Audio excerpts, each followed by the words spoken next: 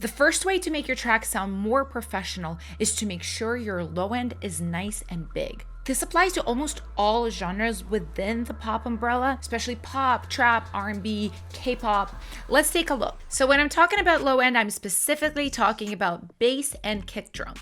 Here we have an 808 part. And if you listen to it in the context of this track, it already sounds pretty good. So before you boost anything or work on mixing your low end, first take a look at the samples and the instruments you're using. I find that Sublab is a really great instrument for 808 specifically that isn't expensive and does pack that low end punch. So is Ramzoid 808 Cooker. This has some massive 808 samples in it. However, I do find that even when I love my sample, I can always give it just a little bit of that extra juice on the low end. Now you can simply use EQ to boost your low end. For example, I find that this Pultec right here is fantastic for boosting that sub. Really love the sound of it. There are also plugins like Max Bass from Waves, which this is like a classic. I usually just put it on the light or medium setting. You could really hear that subtle boost. I'm also a really big fan of Voice of God by Universal Audio. This is, again, like a classic low-end boost plugin. I'm using it on the kick here. Sometimes, though, this boost is not about EQ. Sometimes it is about transient shaping. Right here, I'm using Neutron Transient Shaper module specifically to boost a little bit of the low end. Now, this can be pretty OP, as I'm about to demonstrate. But something like this will really help a kick cut through the mix and give it that nice thick bottom end. And of course, if you're boosting both the bass and the kick, make sure they are different frequencies. If you're boosting 30 hertz on the 808, boost 80 on the kick, whatever makes sense with the particular sample. The next way I would make a track sound more professional is by transient shaping. Let's listen to these percussions here.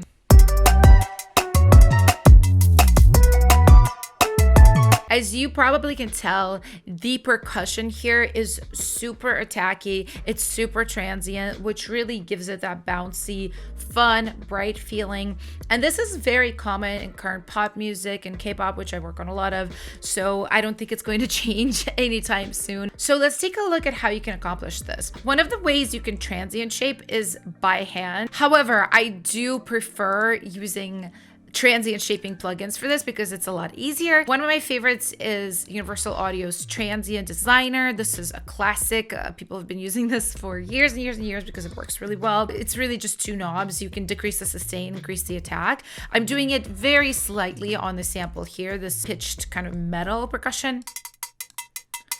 But you could go pretty ham on this, you know, and it can be a bit too harsh, so you got to be careful. Neutron, which I already showed to you guys, is an amazing transient shaping tool because it's frequency specific, so I can choose which frequencies I am shaping. Like for this percussion section, I might just go, you know, for the high end, the higher mids, and again, it's just two little sliders.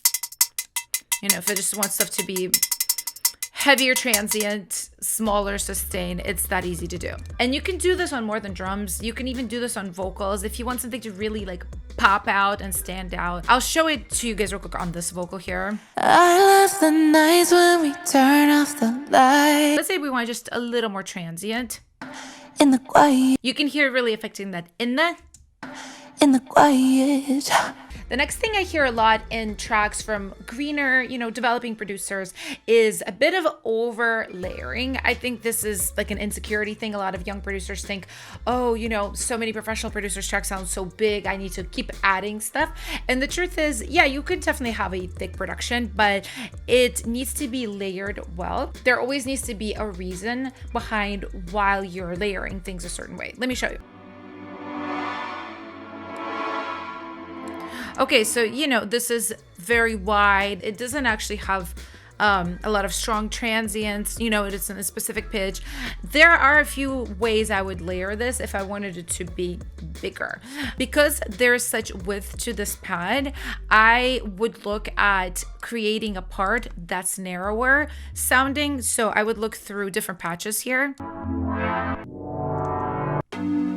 Okay, so here's a pad, for example.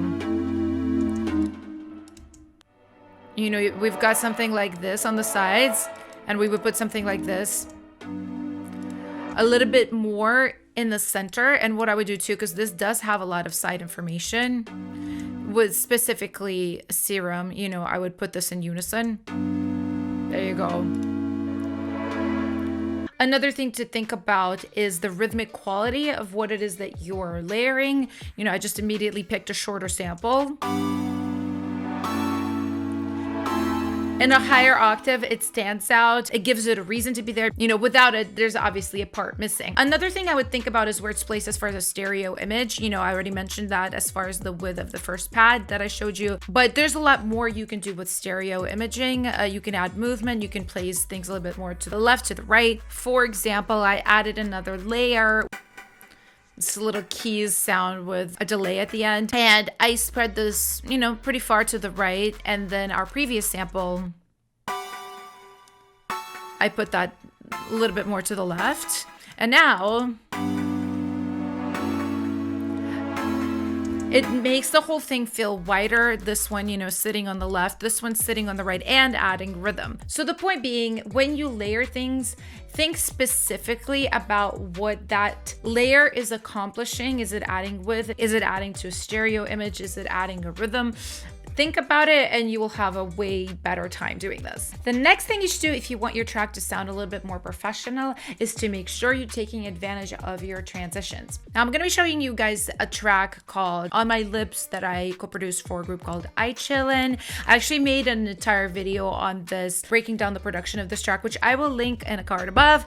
And I also have a full version going over the vocals, the songwriting, a lot of different things about this track on my Patreon, which you guys should totally check out because we post a lot of really cool videos on there with deep dives into my productions.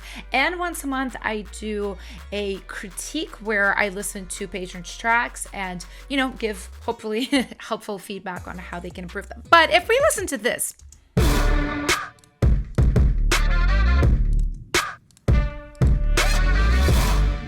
what we're basically doing here in this verse of this track is making sure that there is something that happens that emphasizes every quarter. This is how I like to think about it. You know, we've got 4 bars in the verse. So after each bar, we've got something that goes on that helps move the track along.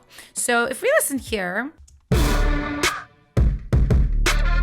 we've got the sampled horn that happens right at the end of bar 1. Now, if you listen to bar 2, the same horn happens with like a held horn right before. And we even have a little like yell thing that happens as well. We have also the ending of this 4-bar phrase emphasized with this horn sample right here. And also another yell.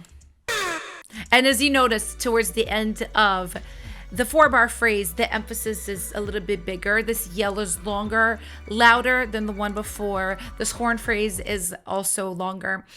This is something that's very common to pop composition. You know, you really work in those quarters and the most important ones, which is your 4 bars, 8 bars, 16 bars, the endings of those. You have drum fills there, you have effects there, you have musical phrases, you know, your motifs often happen there. If you do this a lot when you produce, I guarantee your track is gonna flow a lot more smoothly and have nicer dynamics. Finally, to make your track sound more professional, make sure that it has a concept and a personality. This is the most common mistake I see on my Patreon when patrons submit the tracks. Very often, they're very talented people. There's a lot of cool things going on in the track, but there's a lack of cohesion. You know, verse sounds different from the pre-chorus, from the chorus, from the post-chorus, and there is a way to do that successfully, but especially if you're a little bit newer at producing, I would advise that you go for one singular concept and try to execute it well. To use the song I was just playing you guys as an example, basically the concept and the personality of this track is high energy girl group song. I'm using a lot of elements that are classic for the style, you know, like the horns I played you guys, the drum arrangement with the stomps, the metallic percussions. You will find this in Destiny's Child. You will find this in Little Mix. The use of a catchy lead sample, a motif that happens throughout the song, which here it's this one. If you're still learning, what I really advise that you do to become better at this is to try to make your own versions of your favorite songs. So I don't mean copy those songs, but figure out what personality, what concept that song is representing. It's ethereal R&B. It's powerful, aggressive bass-driven pop.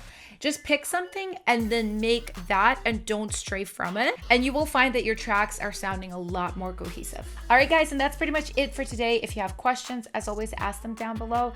And on that note, I'm gonna go. Thank you so much for watching. I will see you next time. Bye.